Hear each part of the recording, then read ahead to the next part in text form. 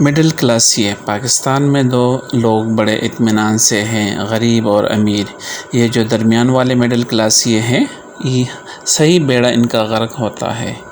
یہ رکھ رکھاؤ سے لگ بھگ امیر لگتے ہیں، لیکن حالت یہ ہوتی ہے کہ گھر میں آئے روز اسی وجہ سے لڑائی ہوتی ہے کہ گھی اتنی جلدی کیسے ختم ہو گیا۔ ہمارے ہاں قابل رحم اور قابل نفرت بھی دو ہی طبقات ہیں، امیر اور غریب۔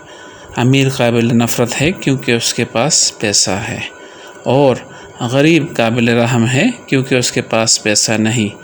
پاکستان کا بجٹ بھی انہی دو طبقات کو مد نظر رکھ کر بنایا جاتا ہے۔ گورنمنٹ بھی انہی دو طبقات پر نظر رکھتی ہے۔ درمیان میں جو سینڈوچ بنتا ہے وہ بیچارہ مڈل کلاس ہے۔ امیر لوگ اسے غریب سمجھتے ہیں اور غریب لوگ امیر۔ یہ مڈل کلاسیا کون ہوتا ہے؟ یہ وہ ہوتا ہے جس کے پاس بظاہر امیروں والی ہر چیز ہوتی ہے لیکن سیکنڈ ہینڈ۔ اس کے پاس نسبتاً بہتر گھر ہوتا ہے لیکن کرائے کا، گاڑی ہوتی ہے لیکن 20 سال پرانی، گھر میں اے سی ہوتا ہے لیکن عموماً چلتا ایئر کولر ہی ہے، کپڑے صاف ہوتے ہیں لیکن چلتے کئی سال میں، گھر میں یو پی ایس ہوتا ہے لیکن اس کی بیٹری عموماً آدھا گھنٹہ ہی نکالتی ہے، اس کے پاس اچھا موبائل بھی ہوتا ہے لیکن استعمال شدہ، اس کے پاس گھر میں ہر ہفتے لمبے شوربے والا چکن بنتا ہے، یہ اپنے بچوں کو پارک میں سیر تفریح کے لیے لے کر جائے تو عموماً گھر سے اچھی طرح کھانا کھا کر نکلتا ہے، اس کے پاس اے ٹی ایم کارڈ تو ہوتا ہے لیکن کبھی 500 روپے سے زیادہ نکلوانے کی نہ ضرورت پڑتی ہے اور نہ ہمت۔ یہ دن رات کوئی ایسا بزنس کرنے کے منصوبے بناتا ہے جس میں کوئی خرچہ نہ کرنا پڑے۔ اس کی گاڑی صرف سردیوں میں بڑے کمال کی کولنگ کرتی ہے۔ یہ جب بھی اپنی بیوی بچوں کو لے کر کسی فاسٹ فوڈ ریسٹورانٹ جاتا ہے، 6 افراد کی ساری فیملی 2 برگرز میں ہی بھگت جاتی ہے۔ یہ اگر ظاہر کرے کہ میرے پاس بہت پیسہ ہے تو رشتہ دار ادھار مانگنے آ جاتے ہیں، نہ بتائے تو کوئی منہ نہیں لگاتا۔ یہ اپنی اوقات سے صرف 20% اونچی زندگی گزارنے کی کوشش میں پھنستا رہتا ہے، اصل میں یہ غریبوں سے بھی بدتر زندگی گزار رہا ہوتا ہے۔ اس کی ساری زندگی کمیٹیاں ڈالنے اور بھگتانے میں گزر جاتی ہے۔ پاکستان میں امیروں اور غریبوں سے کئی زیادہ تعداد مڈل کلاسیوں کی ہے، لیکن یہ کسی کھاتے میں شمار نہیں ہوتے۔ ہمارے ہاں ہر وہ بندہ مزے میں ہے جس کے پاس بہت سارا پیسہ ہے یا بالکل نہیں۔ جس کے پاس پیسہ ہے وہ اے سی میں سو جاتا ہے، جس کے پاس نہیں وہ کسی فٹ پاتھ پر نیند پوری کر لیتا ہے۔ پیسے والا کسی سے کچھ نہیں مانگتا اور غریب ہر کسی کے آگے ہاتھ پھیلا کر کھڑا ہو جاتا ہے۔ رگڑا اس کو لگتا ہے جس کے پاس پیسہ تو ہے لیکن صرف گزارے لائق۔ غریبوں کی اکثریت کو یہ مڈل کلاس ہی پال رہے ہیں۔ کبھی کبھی تو مجھے لگتا ہے کہ سب سے زیادہ خوف خدا بھی اس مڈل کلاس میں ہی پایا جاتا ہے۔ یہی کلاس سب سے زیادہ خیرات کرتی ہے۔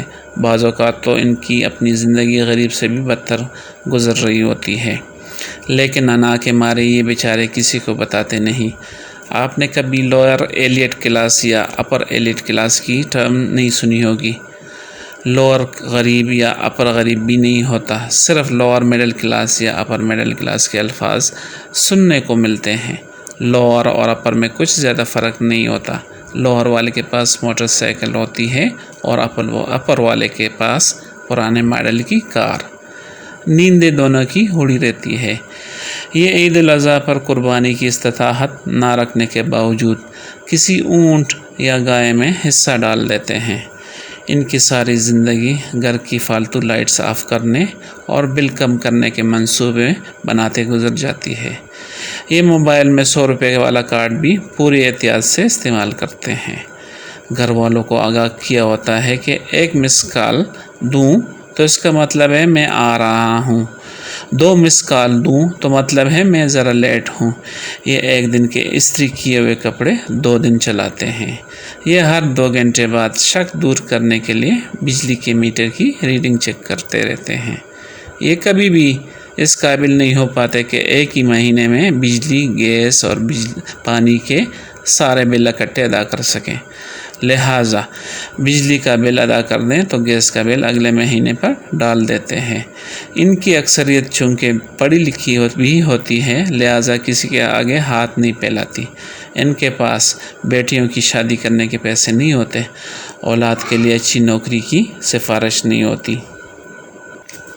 اس کے باوجود یہ کسی کو دکھ میں دیکھتے ہیں تو خود بھی آبدیدہ ہو جاتے ہیں۔ ان کے گھر کام کرنے والی غریب ماسی چونکہ دیگر مختلف گھروں میں کام کرتی ہے، اس لیے رمضان میں ہر گھر سے راشن کے نام پر لگ بھگ 50 کلو آٹے سمیت 4-5 ماہ کا راشن اکٹھا کرنے میں کامیاب رہتی ہے۔